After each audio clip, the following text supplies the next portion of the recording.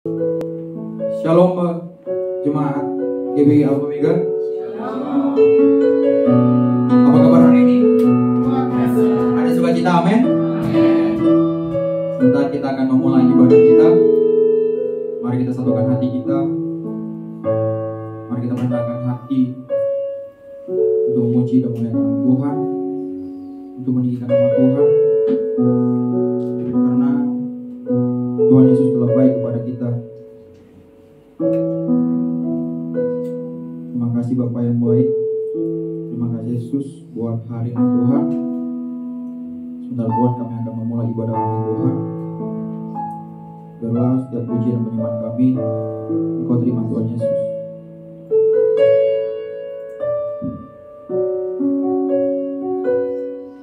Terima kasih Tuhan Yesus. Terima kasih Bapa yang baik. Terima kasih Yesus. Aku hendak bersyukur pada Tuhan karena keadilan-Nya, dan bermazmur bagi nama Tuhan yang Maha Tinggi. Ya Tuhan, Tuhan kami, betapa mulianya nama-Mu, Tuhan kami, dimuliakan atas seluruh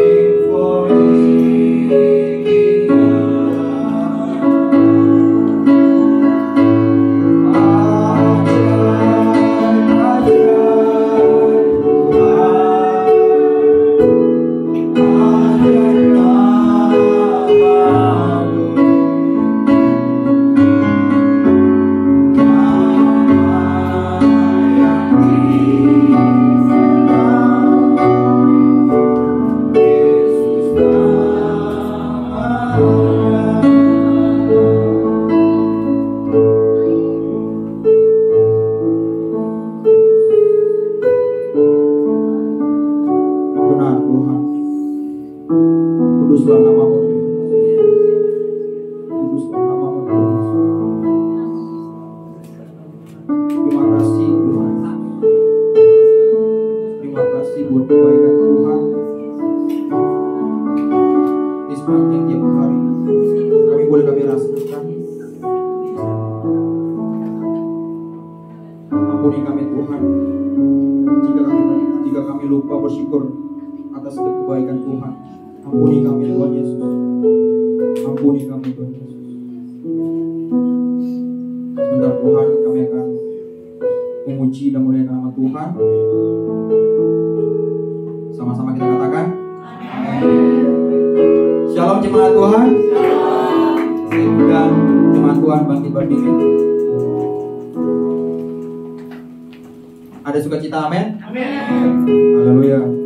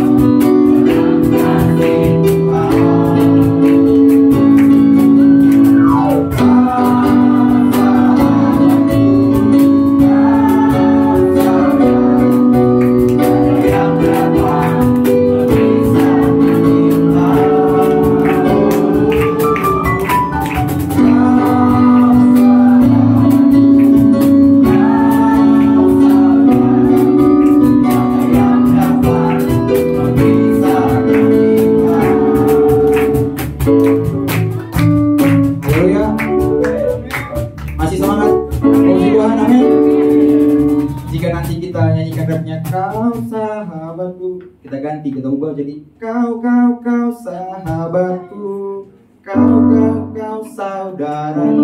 Oke, amin. Puji Tuhan. Mari kita katakan dulu sukacita lagi.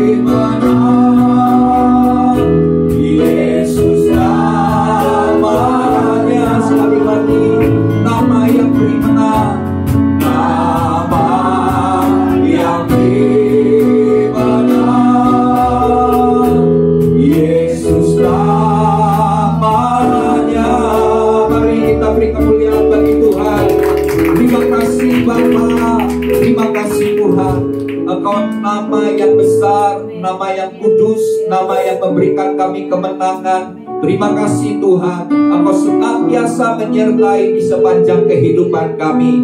Mari Roh Kudus, jika sebentar kami akan mendengarkan firman-Mu, Engkau yang mengurapi setiap kami, memberikan kami hikmat, pewahyuan, pengertian akan kebenaran firman Tuhan yang akan kami dengar pada pagi hari ini Tuhan. Sebab tanpa penyingkapan daripada Tuhan, maka firman yang kami dengar hanya menjadi sebuah pengetahuan. Tetapi biarlah firman yang kami dengar pada minggu pagi ini boleh termeterai dalam hati dan mengubah hidup kami, sehingga kami boleh menjadi pelaku-pelaku firman Tuhan.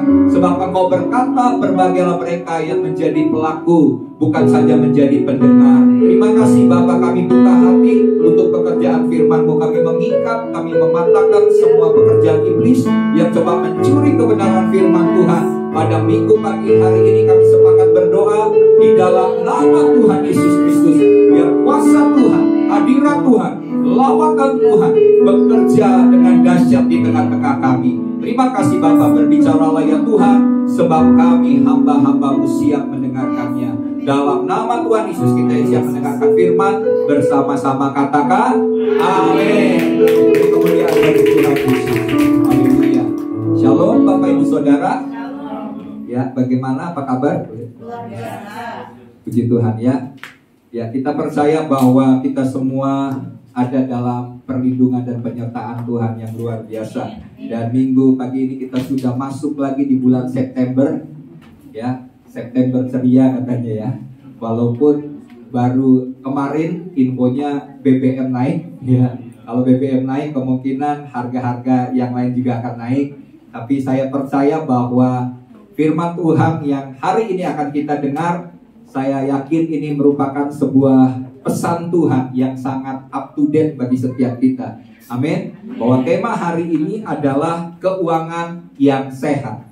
Sekalipun dunia, sekalipun harga-harga naik, ya situasi kondisi dunia mungkin tidak menentu, tetapi kita percaya kalau kita punya sesuatu yang benar, sesuatu yang besar, sesuatu yang berasal daripada firman Tuhan, maka kita akan melewati masa-masa apapun itu dengan kemenangan yang Tuhan sudah sediakan bagi setiap kita. Amin. Ya, mari kita akan lihat firman Tuhan hari ini yang terambil di dalam Ibrani pasal yang ke-13. Ibrani pasal yang ke-13 ayat yang ke-5 sampai dengan ayat yang ke-6. Ibrani 13 ayat 5 sampai dengan ayat yang ke-6. Ya, sudah dapat semua firman Tuhan hari ini? Oke ya? Ya, boleh. Kita akan baca karena ini hanya 2 ayat. Ayat 5 dan ayat 6 bersama-sama. Ya, 1, 2, 3. Janganlah kamu menjadi hamba uang, dan cukupkanlah dirimu dengan apa yang ada padamu.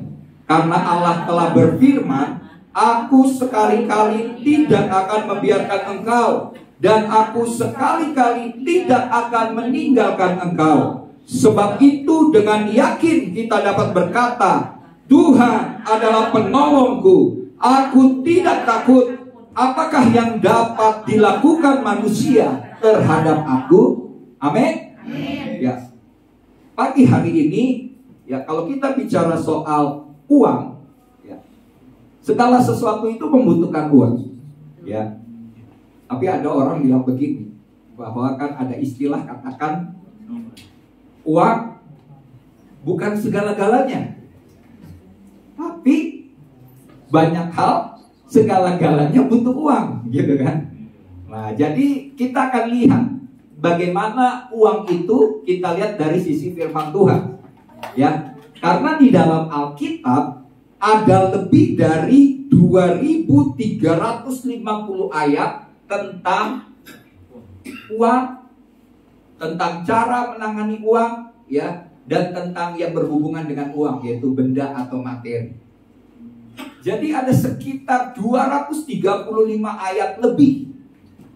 Ini ayat yang banyak. Dan Yesus pun di dalam pengajarannya, Yesus banyak kali berbicara tentang uang daripada topik-topik yang lain. Coba bayangkan, Yesus dalam pengajarannya mengajarkan tentang uang. Karena kenapa? Karena uang ini adalah kebutuhan kita sehari-hari. Kalau kita salah menangani uang, maka hidup kita juga akan membuat jadi kacau, betul ya? Tapi kalau kita dapat mengerti tentang uang, kita tahu cara menanganinya, kita tahu mengelolanya dengan baik dan benar, saya jamin Tuhan mau kita juga mengalami kehidupan di mana uang kita menjadi sehat. Amin. Maksudnya bukan uangnya tadinya sakit terus jadi sehat gitu ya. Kalau ada istilah katakan lagi sakit apa? Sakit kanker. Apa itu sakit kanker? Kantong kering gitu. Ya, bukan bicara soal uangnya yang sehat, tapi uang pada dasarnya itu netral. Amin. Yang salah itu bukan uangnya, tapi sikap hati kita yang membuat kita jadi salah tentang uang. Ya. Jadi Bapak Ibu Saudara, mari kita lihat kenapa Yesus bicara tentang uang begitu banyak dalam Alkitab. Ya, contohnya dalam Lukas 16 ayat 11. Dalam Lukas 16 ayat 11 dikatakan, firman Tuhan berkata begini, ya saya langsung terjemahkan dengan bahasa yang sederhana sehari-hari yang mudah kita cerna. Jika tentang kekayaan dunia ini kita tidak dapat dipercayai, ini perkataan Yesus ya dalam Lukas 16 ayat 11. Siapakah yang mau mempercayakan kepada kita kekayaan rohani? Amin. Jadi kalau kita dalam hal kecil, ini kan uang ini perkara kecil, kita tidak dapat mengelolanya dengan baik, dengan benar, yang merupakan kekayaan duniawi yang sebenarnya Tuhan mempercayakan juga kepada kita. Tapi kalau kita tidak dapat dipercaya tentang keuangan, maka Tuhan gak akan bisa memberikan kekayaan rohani bagi kita. Jadi uang ini sebenarnya ujian. Amin. Kalau kita bisa kelola dengan benar, dengan baik, ya, kita tidak menyalahgunakan uang itu, maka kita akan dipercayakan oleh Tuhan untuk kekayaan rohani yang lebih besar daripada uang. Karena saya mau katakan uang itu terbatas. Amin. Ya, tadi kan istilah katakan uang itu bukan segala-galanya, tapi segala sesuatu butuh uang. Tapi sekalipun kita butuh uang, tapi uang itu terbatas. Contohnya, memang kita butuh uang itu untuk beli makan, beli pakaian, ya, beli rumah, beli mobil atau beli kebutuhan-kebutuhan kita, ya. Tetapi itu bukan, itu terbatas. Contohnya begini, apakah kita bisa mungkin bisa beli tempat tidur yang nyaman, tapi kita tidak bisa beli tidur yang nyenyak, betul kan? Nggak bisa. Kita bisa beli makanan yang enak, yang sedap, yang mungkin mahal, tapi kalau kita sudah nggak nafsu makan, kita nggak bisa beli nafsu makan itu, betul kan? Berarti uang bukan segala-galanya. Uang tidak bisa membeli nafsu makan. Uang tidak bisa membeli tidur yang nyenyak. Bahkan uang tidak bisa membeli nyawa kita. Ada banyak pada masa pandemi, orang kan butuh oksigen gitu.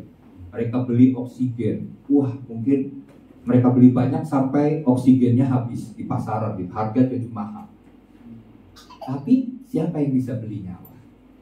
Kalau Tuhan sudah panggil, orang itu sudah meninggal, biar uangnya sebanyak apapun dia tidak bisa membeli kehidupan. Jadi uang tetap terbatas. Kita harus cari yang kekal. Amin. Yang penting. Nah, kita bicara tentang uang hari ini, dan saya akan tetap berbicara dengan konteks tentang uang ini. Dalam Matius 6 ayat 24. Matius 6 ayat 24. Yesus berbicara soal ya, mari kita lihat aja ya ayatnya supaya kita lebih jelas. Mari kita lihat di dalam Matius 6 ayat yang ke-24. Firman Tuhan berkata begini. Tidak seorang pun dapat mengabdi kepada dua Tuhan. Karena jika demikian, ia akan membenci yang seorang dan mengasihi yang lain. Atau ia akan setia kepada yang seorang dan tidak mengindahkan yang lain. kamu tidak dapat mengabdi kepada Allah dan kepada Mamon. Mamon itu bicara soal uang. Jadi di sini firman Tuhan, Yesus berkata bahwa kita tidak bisa sebagai seorang, tidak seorang pun dapat mengabdi kepada atau mengasihi kepada dua tuan. Jadi coba bayangkan, Yesus ini perkataan Yesus ya. Yesus menganggap bahwa uang atau mamon itu sebagai saingannya, kompetitor ya, saingan. Sampai Yesus bilang gini, kamu gak bisa mengabdi kepada mamon dan mengabdi kepada Tuhan. Kamu akan memilih salah satunya. Apakah kamu mau mengabdi kepada mamon atau kamu mau mengabdi kepada Tuhan? Makanya banyak orang kalau pengejaran hidupnya hanya untuk mendapatkan uang yang banyak, untuk mendapatkan kekayaan, maka fokus hidupnya adalah mencari kekayaan dunia atau kenikmatan dunia. Tapi kalau dia mau mengasihi Tuhan, dia mau mengabdi kepada Tuhan, maka uang itu hanya sebagai sarana, bukan tujuan dia hidup. Tapi itu hanya dipakai mencukupi segala kebutuhan kita dan bisa dipakai juga untuk memperluas kerajaan Tuhan, membantu mensupport pekerjaan Tuhan. Itu fungsi daripada uang. Jadi uang bukan tujuan hidup kita. Amin. Itu hanya sarana yang Tuhan pakai untuk kita bisa membeli segala sesuatu, kita bisa melakukan segala sesuatu. Ya, bukan saja kebutuhan sehari-hari. Pekerjaan Tuhan atau apapun semuanya tentunya membutuhkan uang, ya. Nah, Bapak Ibu Saudara, jadi kita mengerti bahwa uang tidak bisa membeli segala-galanya, ya. Nah, sebagian besar hidup kita tentunya berbicara tentang penggunaan uang. Jika Tuhan banyak bicara tentang uang, ya. Oleh sebab itu, kita harus tahu cara mengelola keuangan dan memiliki keuangan yang sehat. Sebab itu adalah sesuatu hal yang sangat penting. Oke ya. Nah, kita akan melihat bagaimana caranya untuk memiliki keuangan yang sehat. Kita perlu tahu supaya kita dapat menggunakan uang itu dengan benar. Kalau keuangan kita tidak sehat, bagaimana kita dapat membeli atau menggunakannya? Tentunya kita tidak bisa berbuat banyak, gitu ya, kalau kita tidak memiliki uang. Tapi waktu kita tahu bahwa uang itu netral dan Tuhan mau memberikan kita kekayaan, ya. Jadi sebenarnya kekayaan itu bukan hal yang salah, ya. Tuhan sebenarnya mau memberkati anak-anak Tuhan mau berkati. Kalau enggak, banyak contoh dalam Alkitab kan, tokoh-tokoh Alkitab itu orang yang kaya. Abraham ini kan bapak dari segala orang beriman, kaya, ya. Kemudian Ishak dikatakan yang kaya bertambah kaya dan sangat kaya. Wah. Kemudian siapa lagi keturunan dari Abraham? Ishak. Yakub juga punya 12 suku. Lewat 12 sukunya ini banyak menjadi berkat bagi bangsa-bangsa. Lihat keturunan daripada Israel sampai sekarang. Orang terkaya di dunia ini adalah bangsa Israel, keturunan orang Yahudi. Jadi pada dasarnya Alkitab juga menginginkan supaya kita boleh memperoleh kekayaan. Yang salah itu adalah menginginkan kekayaan dengan berbagai macam cara. Pokoknya saya ingin kaya, menghalalkan segala cara. Nah, ini adalah hal yang salah.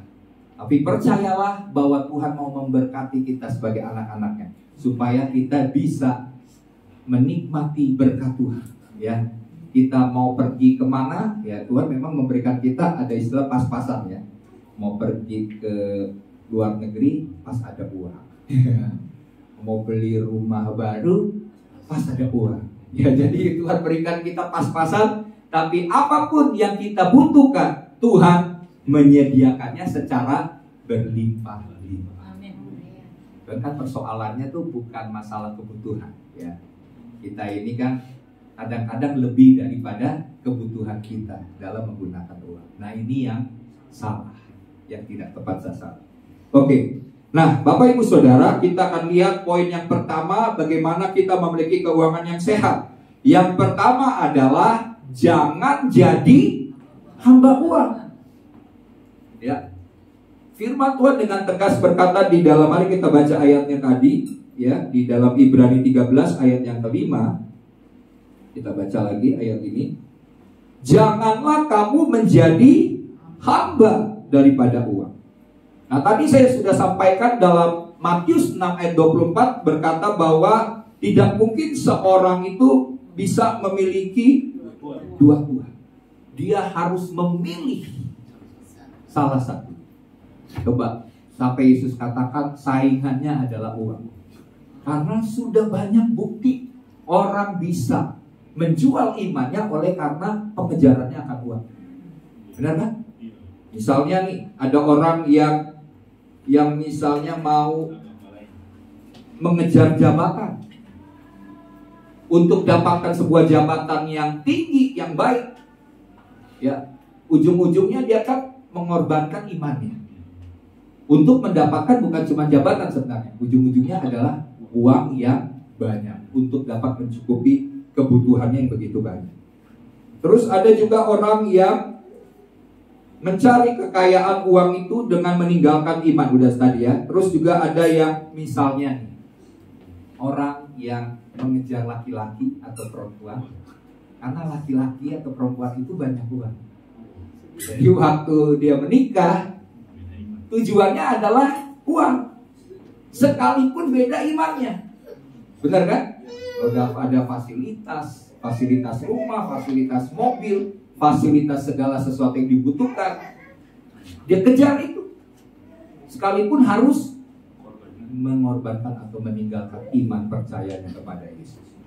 Jadi segalanya kayaknya pengejaran kita, kalau kita hanya mengejar uang, maka kita kehilangan untuk mencintai dan mengasihi Tuhan. Makanya Alkitab berkata, firman Tuhan berkata apa? Orang kaya itu sukar masuk kerajaan surga. Bukan berarti orang kaya doang ya, orang miskin juga bisa nggak masuk surga gitu ya.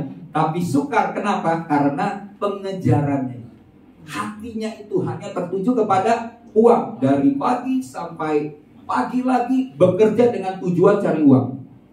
Ya, banyak misalnya saya lihat contoh bapak-bapak ibu-ibu misalnya yang kerjanya itu cari uang. Ya, dari pagi udah buka toko gitu ya.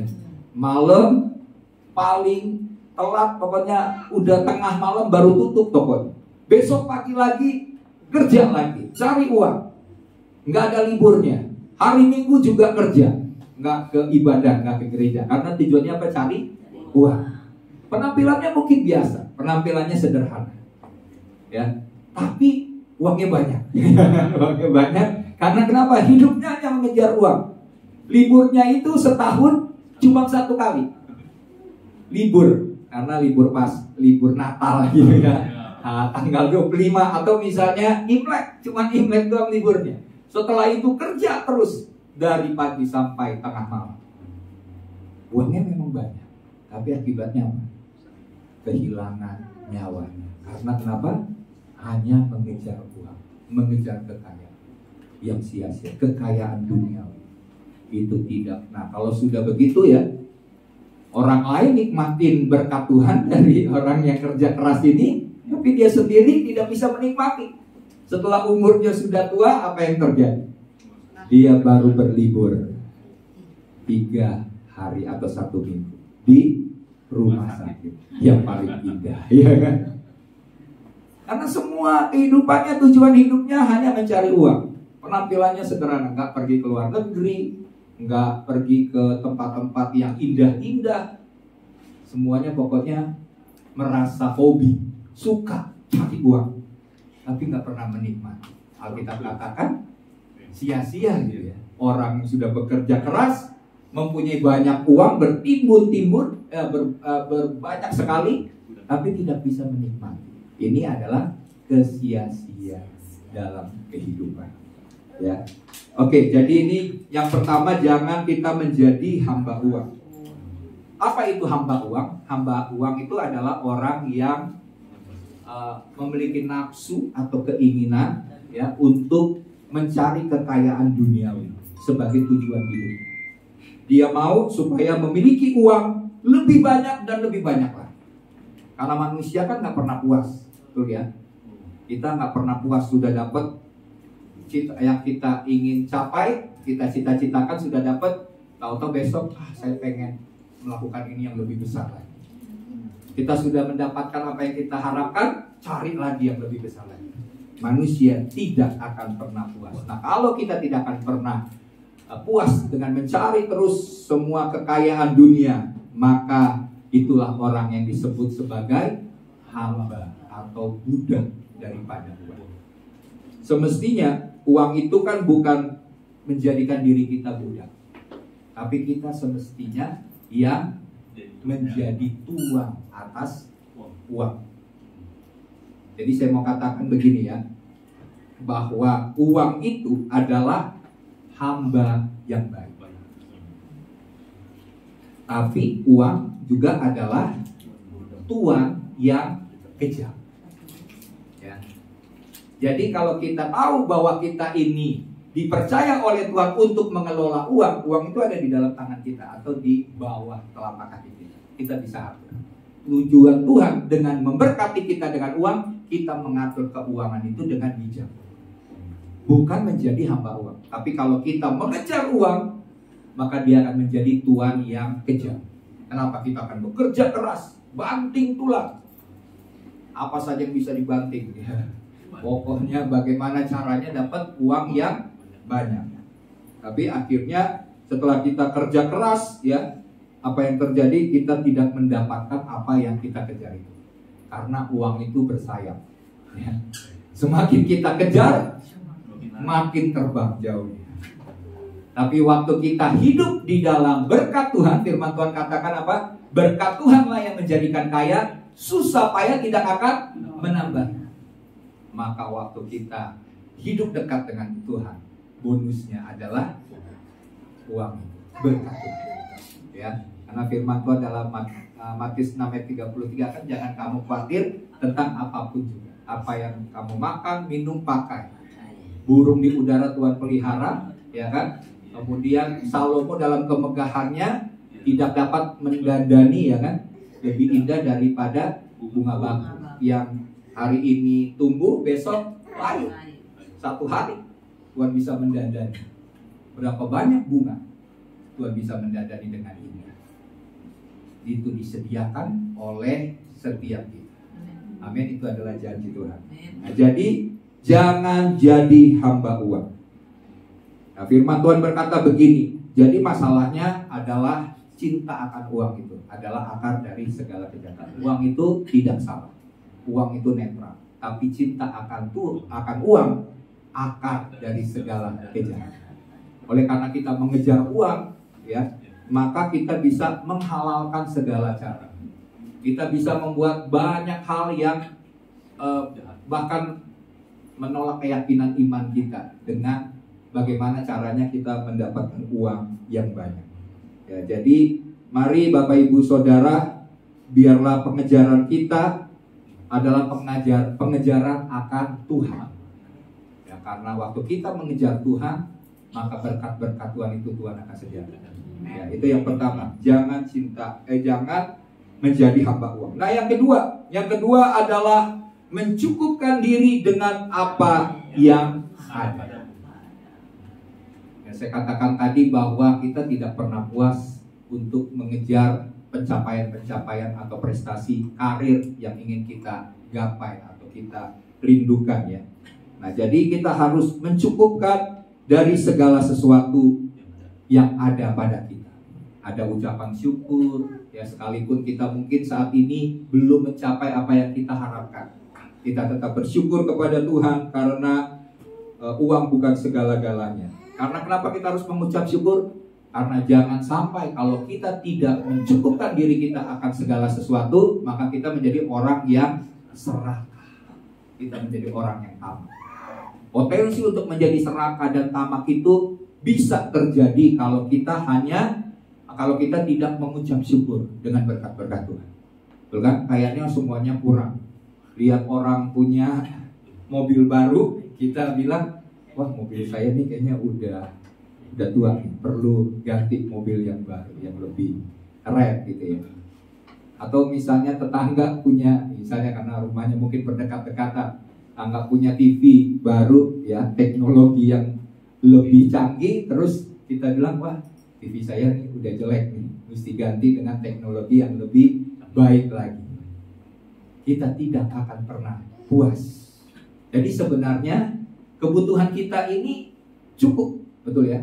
Tuhan mencukupi segala sesuatu. Makanya waktu doa Bapa kami, Yesus mengajarkan, Bapa kami yang di sorga, terus kuduskanlah namamu, datanglah kerajaan, jadilah aku di bumi seperti di sorga. Terus salah satunya adalah Yesus berkata begini apa? Berikanlah pada kami pada hari ini makanan kami yang secukup.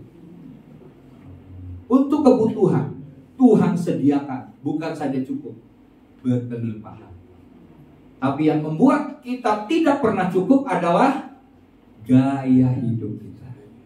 Benar kan? Gaya hiduplah yang membuat kita tidak pernah cukup, tidak pernah merasa cukup. Tapi berkat Tuhan itu sebenarnya begitu berlimpah-limpah. Kalau hari ini kita bisa datang ke gereja beribadah dalam kondisi sehat, itu juga adalah berkat Tuhan. Itu harus kita syukuri. Ya, karena ada banyak orang yang saat ini sedang ada di rumah sakit, sedang membeli oksigen misalnya, harus membeli peralatan yang mahal untuk pengobatan diri atau obat-obatan yang mahal. Tapi kalau kita bisa bernafas, kalau sekarang hari ini misalnya ada anak-anak yang sudah masih kuliah, masih sekolah, bersyukur. Karena banyak orang yang tidak bisa sekolah, tidak bisa kuliah. Kalau sekarang masih punya pekerjaan, bersyukur. Karena banyak orang yang belum dapat pekerjaan. Ya. Kalau kita punya keluarga lengkap, bersyukur. Karena ada juga orang yang hidupnya sudah yatim piatu, kehilangan figur ayah, kehilangan figur dari orang tua.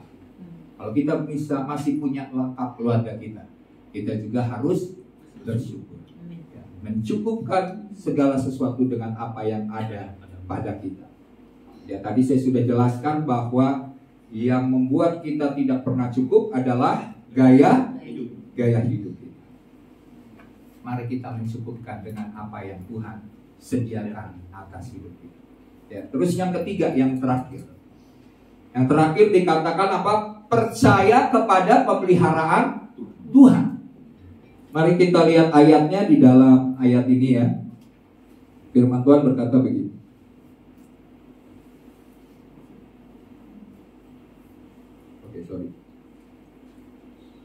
Yang ketiga, aku sekali-kali tidak akan membiarkan engkau, dan aku sekali-kali tidak akan meninggalkan engkau. Sebab itu dengan yakin kita dapat berkata, Tuhan adalah penolong. Yang ketiga, kita harus percaya kepada pemeliharaan Tuhan. Ya, ayat ini di dalam ayat yang berkata aku sekali-kali tidak akan membiarkan engkau dan aku sekali-kali tidak akan meninggalkan engkau. Ini juga ayat yang dikutip oleh Rasul Paulus oleh perkataan dari firman yang tercantum di dalam kisah Yosua ya. Jadi pada saat Musa meninggal, ya, Musa ini kan pemimpin yang karismatik. Ya, bangsa Israel sangat hormat karena karunia, karena panggilan Tuhan dalam diri Musa sebagai pemimpin yang berkarisma, ya, pemimpin yang berpengaruh. Nah, suatu hari setelah Musa ini meninggal, Musa tahu bahwa penggantinya ini mungkin karismanya berbeda dengan yang dimiliki oleh Musa. Ini kan beban berat loh ya, untuk menggantikan pemimpin yang punya karisma dan meneruskan pelayanan atau pekerjaan dari pemimpin yang meninggal ini kan nggak mudah. Ya, makanya Musa ini mengurapi Yosua. Mengurapi supaya Tuhan memakai Yosua. Dan berkali-kali dalam Yosua pasal 1 Musa berkata apa? Kuatkan dan teguhkanlah hati. Sampai 3 kali diingatkan terus-menerus, kuatkan dan teguhkanlah hati. Dan berkali-kali juga ayatnya mengatakan bahwa sebagaimana Tuhan menuntun Musa, memimpin Musa, Tuhan juga berkata kepada Yosua, aku sekali-kali tidak akan membiarkan engkau dan aku sekali-kali tidak akan meninggalkan engkau. Saya percaya ayat ini juga berlaku bagi setiap kita, bagi setiap anak-anak Tuhan. Tuhan berkata, aku tidak sekali-kali meninggalkan engkau dan membiarkan engkau. Ada pemeliharaan Tuhan. Ayat ini juga menjelaskan tentang jaminan Tuhan. Kalau Tuhan menjamin kita, firman Tuhan berkata, sekalipun aku ada dalam lembah kekelaman, aku tidak takut bahaya. Karena apa? Gada dan tongkat Tuhan menuntun sampai kepada rumah Tuhan yang disediakan bagi kita. Jadi ada penyertaan Tuhan, ya. Jangan takut situasi apapun, karena kan salah satu dari cara iblis untuk membuat kita khawatir, gitu ya. Itu kan kekhawatiran atau ketakutan itu adalah cara iblis untuk menjatuhkan iman kita. Tapi kita jangan khawatir. Firman Tuhan katakan dalam Matius 6, jangan khawatir, burung di udara Tuhan pelihara, ya. Bapakmu tahu apa yang kau butuhkan, tetapi carilah dahulu kerajaan Allah dan kebenarannya, maka semuanya itu akan ditambahkan. Itu soal kekhawatiran. Dan Tuhan berkata juga supaya kamu jangan takut. Tuhan berkata kepada Yosua, jangan kamu takut. Demikian juga kepada setiap kita. Di situasi sekarang ini, kita tidak tahu kan, saya katakan tadi, kalau minyak naik, maka harga barang-barang dengan sendirinya, ya bensin kan gambaran minyak, naik, maka semua akan naik. Ya. Nah, kita percaya bahwa ada pemeliharaan Tuhan, ada penyediaan Tuhan, ada pertolongan Tuhan. Hanya ayat ini berkata begini, sebab itu dengan yakin, atau dalam terjemahan lain dikatakan dengan berani, kita akan berkata, Tuhanlah penolong. Amin. Sebagaimana Tuhan menolong kita sampai dengan hari ini. Ya, kata Ebenezer kan bahwa sebagaimana Tuhan sudah menolong kita sampai dengan saat ini, demikian juga Tuhan akan menolong kita di masa-masa yang akan datang. Di kehidupan kita yang di depan, yang kita tidak tahu. Karena kehidupan di depan ini kan penuh dengan misteri. Kita nggak pernah tahu apa yang akan terjadi. Tapi ada pemeliharaan, ada penyediaan, ada penyertaan Tuhan. Dan kalau Tuhan beserta dengan kita, siapakah manusia? Siapakah musuh kita? Siapakah lawan-lawan kita? Dia adalah pembela, dia adalah penolong, dia adalah pembebas, dia yang akan menguatkan, memampukan setiap kita melakukan segala hal yang memberikan kita kemenangan. Ya.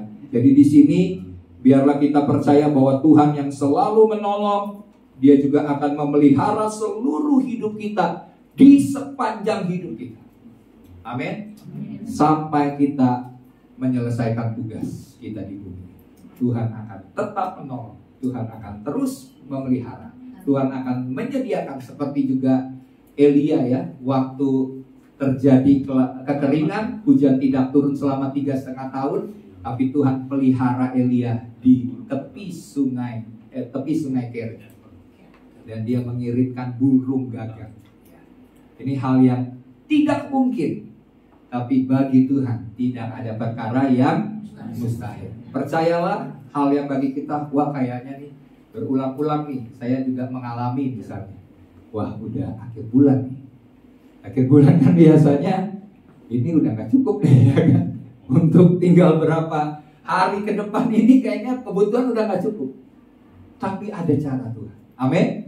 Ada pertolongan Tuhan, ada mujizat Tuhan. Kalau kita bisa menyelesaikan 1 bulan ini, ya, dan Tuhan terus menolong, Tuhan terus memberkati. Kita harus tetap punya iman, tetap percaya, karena Bapak kita adalah Raja di atas segala raja. Jangan jual iman kita. Ya, saya mau mengingatkan jemaat, ya, di tengah situasi ke depan yang mungkin akan lebih sulit daripada sekarang, jangan sampai, ya, tawaran-tawaran dunia atau cobaan daripada iblis menggoda kita untuk berpikiran pendek. Misalnya nih, karena kebutuhan yang mendesak, kan, kejahatan itu timbul bukan oleh karena niat daripada pelakunya, tetapi karena ada kesempatan, gitu ya.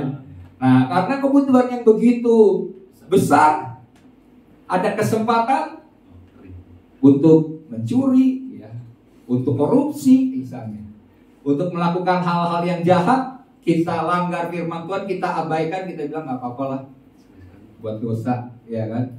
Nanti ke gereja minta ampun, Tuhan ampuni katanya, ya. Selesai gitu kan. Tuhan kan maha pengampun. Kalau sudah berbuat dosa, minta ampun, Tuhan ampuni. Iya, pasti Tuhan ampuni. Tapi ada harga yang harus dibayar.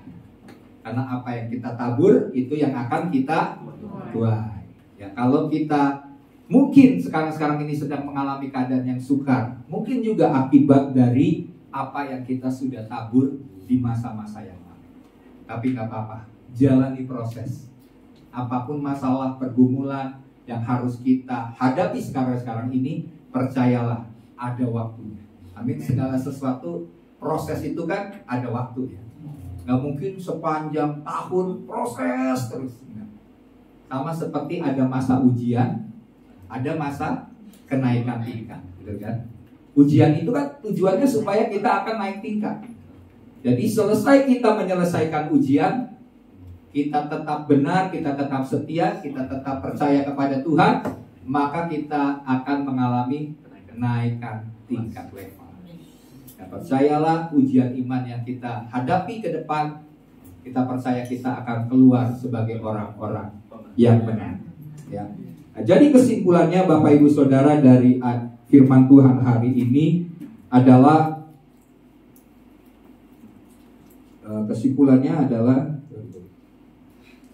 keuangan kita menjadi sehat, ya, bisa menjadi sehat jika kita tidak menjadi hamba uang. Yang pertama ya, keuangan kita jadi sehat karena kita menjadi hamba uang. Terus kita menjadi pengelola yang baik. Jadi tidak menjadi hamba uang ini berarti kita menjadi pengelola yang baik, karena segala sesuatu yang Tuhan berikan ini sebenarnya tujuannya supaya kita kelola dengan baik. Kita setia dengan perkara kecil, perkara uang, maka Tuhan akan percayakan perkara yang besar. Bahkan kekayaan rohani Tuhan sediakan, asalkan kita setia dengan perkara yang kecil, yaitu perkara uang. Ya, kemudian bahwa memiliki rasa cukup, ya, yaitu bagaimana kita tahu membedakan antara kebutuhan dengan yang disebut gaya hidup atau keinginan. Kita harus bisa memilah-milah mana yang merupakan kebutuhan dan mana yang merupakan gaya hidup. Nah, untuk masa sekarang, di masa dimana ke depan mungkin sedang masa yang sulit, kita tahu kita harus pintar menilai zaman gitu ya. Kalau ada waktunya kita harus menyimpan, kita harus menyimpan.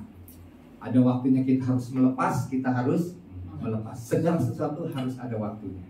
Nah, jadi dengan situasi yang sedang prihatin ini, kita harus milah-milah mana kebutuhan, mana yang merupakan gaya hidup atau keinginan. Ya, kita harus memiliki rasa cukup dalam kehidupan kita. Dan yang kesimpulan yang ketiga adalah percaya ada penyertaan Tuhan. Tuhan yang menjamin bahwa bagian kita melakukan, tapi ada bagian Tuhan. Bagian kita melakukan apa? Tetaplah menabur. Ya. Karena kalau kita tidak pernah menabur, kita tidak akan pernah. Nah, kalau prinsip dunia berbeda, menyimpanlah sebanyak-banyak, menimbunlah sebanyak-banyak, ya kan? Sampai akhirnya nggak pernah tahu kapan dirinya dipanggil Tuhan. Sama seperti kisah daripada orang muda yang bodoh. Dia kumpulkan, dia timbun hartanya, dia bilang, wah, saya sudah menimbun harta 7 generasi, 7 keturunan, ini uang saya nggak akan pernah habis. Tapi dia tidak tahu malam hari itu dia dipanggil Tuhan. Semua harta yang dia timbun untuk 7 generasi, dia tidak bisa menikmati. Karena kenapa? Dia pakai untuk kepentingan bagi dirinya sendiri. Tapi ingatlah, berkat yang Tuhan telah berikan itu bukan untuk diri kita, untuk kita nikmati, tapi ada tujuan Tuhan, ya, supaya melalui hidup kita yang diberkati, kita boleh terus menjadi berkat. Amin. Nah, prinsip dunia menyimpan, menimbun untuk diri sendiri. Tapi prinsip firman Tuhan berbeda. Semakin kita menabur, semakin kita menginvestasikan sesuatu yang bernilai kekal, Ya, nilai kekal ini kan bermacam-macam. Contohnya misalnya menabur ini contohnya begini, sebagai orang tua kita mikirin masa depan anak, ya kan? Kita nggak pikirin misalnya, kan banyak kali orang itu berpikir bahwa investasi atau investasi terbaik itu adalah barang misalnya, atau uang yang banyak. Enggak, barang, uang yang banyak bisa habis, ya. Tapi investasi yang baik adalah misalnya salah satunya pendidikan. Kita bawa anak-anak kita untuk punya pengetahuan sehingga dia bisa bersaing di zaman sekarang ini. Kita sekolahkan di sekolah yang punya kualitas, ya. Tentunya harga, kenapa sekolah atau kuliah harganya mahal? Bukan karena gaya-gayaan, ya kan? Bukan karena biayanya, guru-guru yang ngajarnya gajinya tinggi-tinggi, enggak. Tentunya harga itu tidak bisa bohong, betul ya? Kenapa dihargai sekolah dengan ini yang mahal gitu ya, biaya yang mahal? Tentunya pengajar-pengajarnya ini adalah orang-orang yang bisa membagikan ilmunya kepada murid-muridnya, sehingga murid-muridnya menjadi orang-orang yang pintar. Lihat, jadi kita membagikan. Misalnya ada orang kan kalau mengejar seorang guru yang pintar, orang kan masih mau berguru nih dengan guru ini. Saya mau belajar banyak daripada guru ini. Karena kenapa? Karena pengetahuan yang dia miliki ini banyak. Kita pasti akan banyak menerima. Kalau kemarin minggu yang lalu saya bicara soal komunitas ya. Kan besi menajamkan besi, manusia menajamkan sesamanya. Pertanyaannya adalah kita mau jadi tajam di mananya? Kalau kita mau menjadi tajam dengan yang kita lihat, wah orang ini kayaknya pintar nih dalam hal pengetahuan, kita belajar daripada, kita bergaul dengan orang yang punya kepintaran yang kita ingin harapkan dari orang itu akan transfer. Coba kita bergaul dengan orang-orang pintar gitu. Lama-lama kita jadi orang pintar, betul kan? Firman Tuhan juga berkata, bergaul dengan orang yang diurapi, kita akan diurapi. Tapi kalau kita berkumpul dengan kumpulan pencemooh, ya, kumpulan orang berdosa, ya, maka kita jadi orang yang suka mencemooh dan berdosa, melakukan jalan-jalan yang tidak baik, berjalan-jalan yang orang fasik, karena pergaulan. Tapi kalau kita kejar seseorang yang kita lihat, wah saya mau belajar dari orang ini, kita akan menjadi pintar dan terjadi pertumbuhan yang sangat cepat atas hidup kita. Ya, jadi ada bagian kita menabur, bagian Tuhan adalah memberkati. Apa yang kita tabur Tuhan berkati sehingga terjadi tuaian yang banyak. Tapi jangan juga kita bilang ini, oh saya mau nabur ya buat Tuhan misalnya, saya menabur buat Tuhan. Terus kita minta, Tuhan, Engkau kan tidak pernah berhutang. Jadi dasarnya adalah Tuhan tidak pernah berhutang. Jadi tujuannya seakan-akan memberi untuk membuat supaya Tuhan jangan berhutang kepada saya. Dan memang Tuhan tidak pernah berhutang. Jadi bukan karena hal-hal yang kita cari untuk menambah kekayaan kita, bukan. Ya, tapi kita melakukannya itu karena kita tahu waktu kita menabur pasti kita akan menuai seperti yang Tuhan janjikan. Ya, firman Tuhan juga berkata begini, terlebih berkat memberi daripada menerima. Ya. Tapi kan kebanyakan dari kita lebih suka ditraktir makan. Lebih suka ditraktir makan daripada yang lebih banyak menerima. Kita, wah kalau dapat berkat Tuhan, terima kasih buat berkat Tuhan. Haleluya, puji Tuhan gitu ya. Tapi kita tidak tahu ada prinsip firman Tuhan berkata terlebih baik, terlebih berkat memberi daripada menerima. Karena kenapa? Orang yang memberi ini akan bertambah kaya dengan kemurahan hati. Tapi orang yang hanya suka menerima, dia tidak akan pernah menjadi kaya. Karena pola pikirnya ini adalah pola pikir hanya dilayani atau menerima. Tapi ubahlah pola pikir kita, ya. Jangan cuma mau misalnya menerima. Ada bagian kita harus nabur, ada bagian kita harus memberi, kita harus memberi. Ya. Jangan misalnya, wah segala sesuatu misalnya gereja, misalnya gitu ya. Enggak. Ada waktu segala sesuatunya, maka Tuhan juga akan memperhitungkan dan memberkati kita. Ya, ada bagian kita dan ada bagian Tuhan. Oke, jadi mari waktu kita percaya dan kita melakukan prinsip-prinsip ini, maka keuangan kita akan menjadi sehat.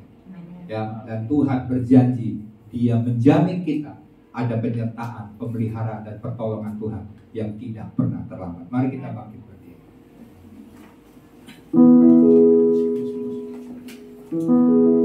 Kita akan mempersiapkan hati kita untuk perjamuan kudus. Sebelumnya mari kita berdoa memeteraikan firman Tuhan.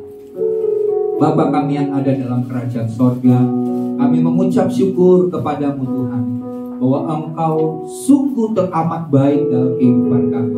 Kami ada sampai dengan hari ini, kami telah melihat pertolongan Tuhan, perbuatan tangan Tuhan yang ajaib. Seringkali kami diperhadapkan dengan masalah-masalah yang begitu berat, tetapi kami senantiasa melihat pada waktu kami melewati masa-masa itu, kami telah menerima janji-janji kemenangan. Kami telah melihat Tuhan menolong tepat pada waktunya. Tuhan tidak membiarkan kami sendirian dan tidak pernah meninggalkan kami sendirian, Tuhan. Terima kasih buat pemeliharaanmu, buat penyertaanmu. Ajar kami bukan menjadikan uang sebagai pengejaran, cinta akan uang menjadi hal yang tidak Engkau kendaki ada dalam kehidupan kami. Karena cinta akan uang adalah akar daripada segala kejahatan. Tetapi biarlah Tuhan kami mencukupkan dengan apa yang ada pada diri kami, apa yang sudah kami terima. Karena semuanya itu adalah anugerah, adalah berkat, kebaikan dan kemurahan Tuhan atas hidup kami. Dan buat kami tetap percaya di tengah situasi yang begitu sulit sekalipun, kami percaya bahwa ada penyertaan Tuhan yang luar biasa. Terima kasih Bapa, terima kasih Engkau adalah penolong kami. Engkau adalah Tuhan yang menjaga kami. Mari kita nyanyikan sebelum kita akan masuk dalam perjamuan Tuhan. Perjamuan Tuhan. Musim akan selalu. Haleluya. Musim akan selalu berganti. Kasih Tuhan tetap abadi.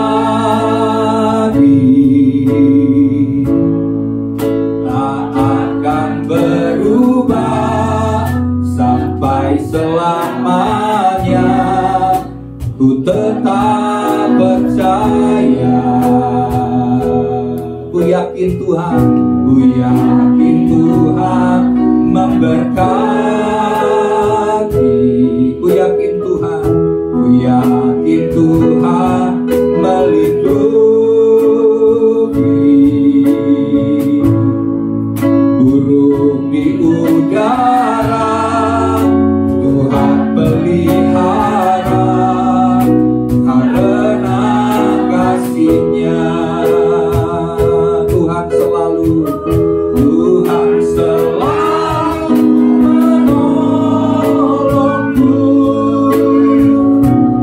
selalu menjagaku. Sehelai di rambutku tak akan terjatuh tanpa seizinku. Tuhan selalu menolong, Tuhan selalu menolongku. Amin. Selalu menjagaku. Dia mengenyangkan, Dia mengenyangkanku dan meliharaku seumur hidupku. Mari kita akan menikmati hidangan yang Tuhan telah sediakan bagi setiap kita. Karena kita percaya ini bukan sebuah rutinitas, tetapi ini menjadi sebuah peringatan bagi setiap kita bahwa Tuhan telah mau datang ke tengah-tengah di dunia ini untuk mengambil rupa menjadi seorang manusia, bahkan menjadi hamba, untuk menebus kita dari semua dosa yang memisahkan kita dari Tuhan. Dan Dia rela mati di atas kayu salib untuk menebus kita, untuk memulihkan hidup kita, supaya gambar diri Tuhan yang Tuhan tetapkan ada bagi kehidupan kita sebagai seorang manusia dikembalikan kepada gambar diri yang seharusnya. Dan kita mau hidup dengan semua berkat, dengan semua kelimpahan, dengan semua anugerah, dengan semua penyediaan yang Tuhan sediakan bagi setiap kita yang menyadari bahwa Tuhan tinggal berdiam melalui kehidupan kita. Dan melalui perjamuan kudus ini, kita percaya janji-janji Tuhan. Dan jika Tuhan ada di pihak kita, siapakah musuh kita, siapakah lawan kita? Dia akan senantiasa menolong, menjadi pembela yang membuat kita senantiasa disatukan dengan kasih Tuhan yang sempurna. Terima kasih Bapa. Tuhan, ini roti dan anggur kami angkat di hadapan Tuhan. Kami percaya janji Tuhan bahwa Engkau yang telah menguduskan kami, mentahirkan kami, membasuh kami. Jika ada dosa pelanggaran dalam hidup kami Tuhan, dalam perkataan, dalam perbuatan, dalam pikiran kami, Tuhan kuduskan kami, layakkan kami Tuhan. Ampuni semua dosa pelanggaran kami Tuhan, supaya kami layak menerima tubuh dan darah Tuhan. Kami mengakui bahwa tubuh Kristus telah dipecah-pecahkan bagi kami, dan darah Yesus telah tertumpah bagi kami untuk pengampunan dosa bagi kami. Kami mau terima semua hal yang ajaib dan dahsyat itu dalam hidup kami. Mari sebelum kita menikmati tubuh dan darah Tuhan, dengarlah firman Tuhan yang berkata, sebab apa yang telah kuteruskan kepadamu adalah telah aku terima dari Tuhan, yaitu bahwa Tuhan Yesus pada malam waktu ia diserahkan mengambil roti, dan sesudah itu ia mengucap syukur atasnya, ia memecah-mecahkannya dan berkata, inilah tubuhku yang diserahkan bagi kamu, perbuatlah ini menjadi peringatan akan aku. Sebelum kita menikmati tubuh Tuhan, kita percaya bahwa pada waktu kita menerima tubuh Tuhan, kita menyatu dengan Tuhan. Tuhan hidup di dalam kita, kita hidup di dalam Tuhan. Bahwa pengenalan yang benar yang Tuhan berikan kepada kita pada saat kita bersekutu dengan tubuh Tuhan, maka kita akan mengenal Bapa, mengenal Tuhan Yesus, dan mengenal Roh Kudus, membuat hidup kita tetap percaya dan memiliki iman kepada Tuhan. Mari sebelum kita makan tubuh Tuhan, firman Tuhan, bukankah roti yang telah dipecah-pecahkan ini adalah persekutuan dengan tubuh Tuhan? Mari kita makan dengan ini di dalam nama Tuhan Yesus.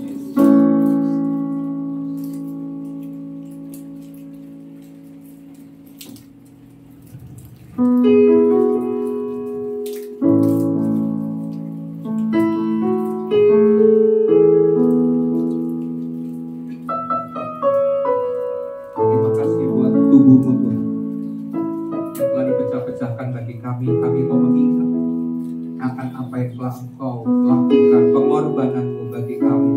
Terima kasih kami boleh diperdamaikan dengan Tuhan melalui hubungan kami, dan pada saat kami menyatu dengan tubuh dan darah-Mu ini.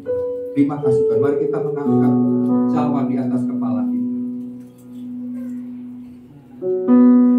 Demikian juga ia mengambil cawan sesudah makan lalu berkata, cawan ini adalah perjanjian baru yang dimeteraikan oleh darah. Perbuatlah ini setiap kali kamu meminumnya menjadi peringatan akan aku. Kita mengangkat cawan. Ini adalah cawan perjanjian yang baru yang dimeteraikan dengan darah Yesus Kristus. Di dalam darah Kristus ada sebuah perjanjian, dan darah Yesus menghidupkan kita. Darah Yesus menguduskan kita. Darah Yesus menebus dan menyucikan, memperbaharui kehidupan kita. Firman Tuhan berkata kita mengalahkan iblis yang mendakwa siang dan malam. Kita mengalahkannya dengan darah anak domba dan dengan perkataan kesaksian kita. Di dalam darah ada perjanjian dengan Tuhan. Tuhan, kami mau mengikat perjanjian dengan Engkau. Maka janji-janji Tuhan terjadi dan digenapi dalam hidup kami. Kami percaya oleh bilur-bilur Yesus segala sakit penyakit kami sudah disembuhkan. Dan kami terima segala janji Tuhan bahwa Engkau adalah Tuhan yang menyediakan segala sesuatu. Bahkan Engkau memberikan kepada kami hidup yang berkelimpahan Tuhan. Terima kasih Bapa buat semua anugerah, buat semua belas kasihan kemurahan yang Tuhan telah berikan kepada kami. Kami terima semua berkat-berkat Tuhan yang Tuhan janjikan Tuhan, sehingga iblis tidak dapat menjamah kami, tidak dapat menyentuh kami. Ada pakat perlindungan Tuhan atas hidup kami, atas keluarga kami, atas rumah di mana kami tinggal, atas barang-barang yang kami miliki. Semua ada di dalam perlindungan Tuhan yang sempurna. Terima kasih ya Bapa, kami terima cawan perjanjian yang baru ini Tuhan. Dan dengarlah firman sebelum kita meminum akan cawan perjanjian yang baru ini. Dengarlah firman yang berkata, bukankah cawan yang olehnya kita menaikkan ucapan syukur ini adalah persekutuan dengan darah Kristus? Mari kita minum dengan iman di dalam nama Tuhan Yesus Kristus.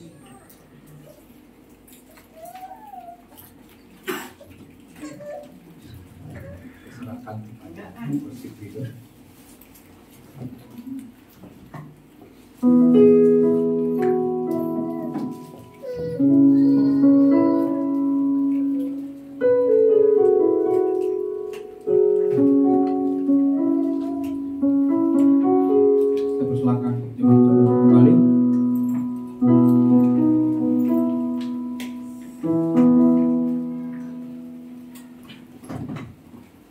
Sebentar kita akan memberikan persembahan kita.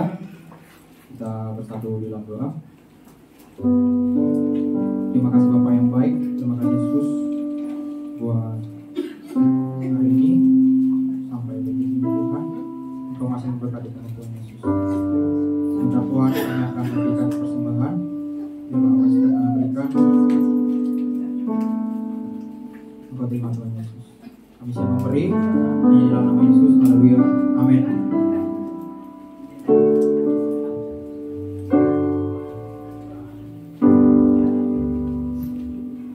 Tiada berkesudahan kasih setiamu Tuhan, selalu baru rahmat-Mu bagiku. Hari berganti hari, tetap ku lihat kasih-Mu, tak pernah berhenti di hidupku. Tuhan Yesus baik, sungguh amat baik, selama-lamanya.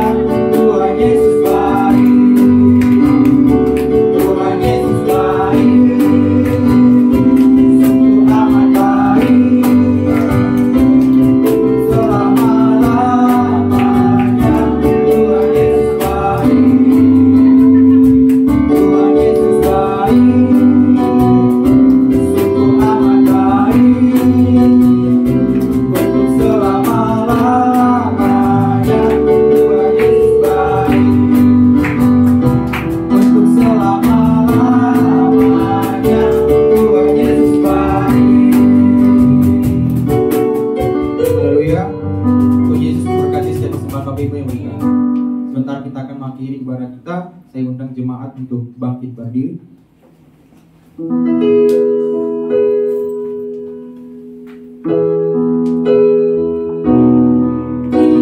Kiranya Engkau memberkati aku berlimpah-limpah dalam memperluas daya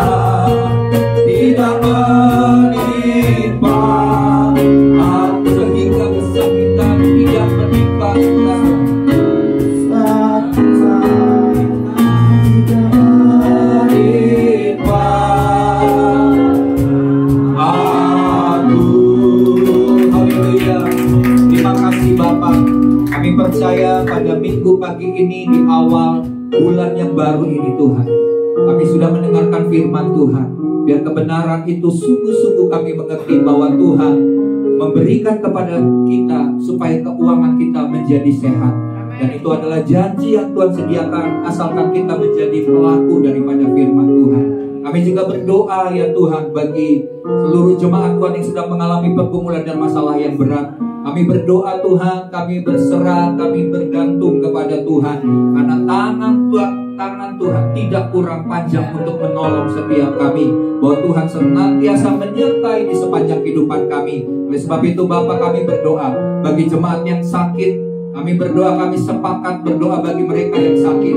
Hanya di dalam nama Tuhan Yesus Kristus, segala sakit penyakit yang kami alami saat ini, kami minta kuasa kesembuhan Tuhan turun menjamah setiap kami Tuhan.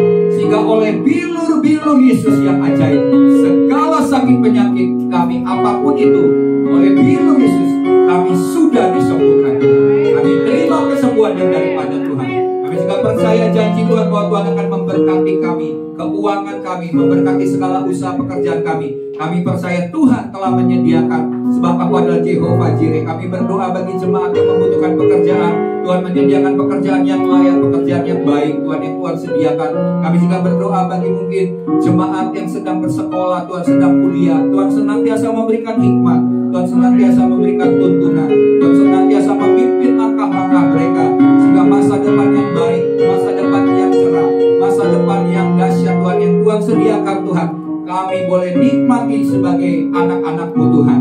Terima kasih ya Bapa. Kami juga berdoa bagi bangsa dan negeri kami di mana kami tinggal, sebab kesejahteraan kota di mana kami tinggal adalah kesejahteraan kami. Kami berdoa biar keamanan bagi bangsa ini Tuhan, Tuhan yang pelihara Bapa. Kami lepaskan shalom Tuhan atas Indonesia, atas kota-kota, atas bangsa-bangsa di negeri kami, bahkan kota di mana kami tinggal, kota Jakarta Tuhan. Kami berdoa bagi pemimpin bangsa kami Tuhan, baik presiden, wakil presiden, staf menteri Tuhan, pemerintah dari tingkat pusat sampai dengan tingkat daerah Tuhan, sampai kepada pemerintah yang Bapak dari sampai ke RT RW Tuhan. Kami berdoa bagi pemimpin-pemimpin kami, Tuhan senantiasa memberikan takut akan Tuhan, sehingga segala keputusan daripada pemimpin-pemimpin bangsa kami ini, Tuhan yang memimpin, Tuhan yang menuntun Tuhan, sehingga kehendak dan rencana Tuhan saja yang terjadi atas bangsa dan negeri kami.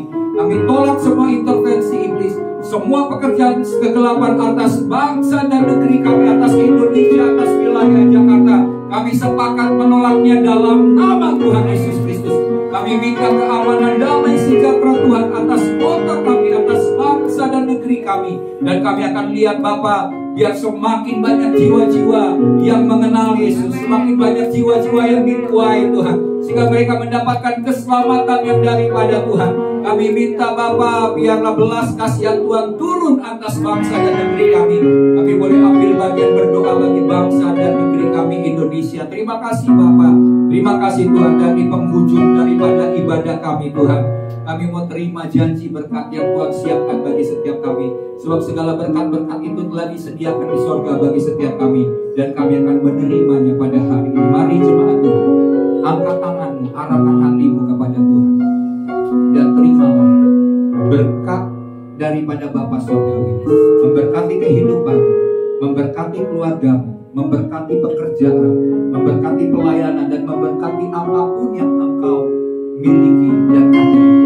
Dan biarlah kasih karunia, kasih setia, rahmat daripada Tuhan Yesus Kristus menyertai di sepanjang kehidupanmu, dan juga pertolongan dan Roh Kudus yang manis, yang indah, membuat kita semakin intim dengan Tuhan, dan segala kebenaran yang diajarkan oleh Roh Kudus dapat kita terima dan kita lakukan di sepanjang kehidupan kita, sampai Tuhan Yesus Kristus datang kedua kali menjemput setiap kita kekasih-kekasih Tuhan.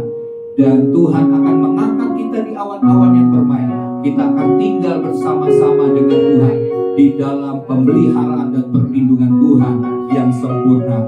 Di dalam nama Tuhan Yesus Kristus, kita semua yang sudah diberkati Tuhan bersama-sama katakan amin.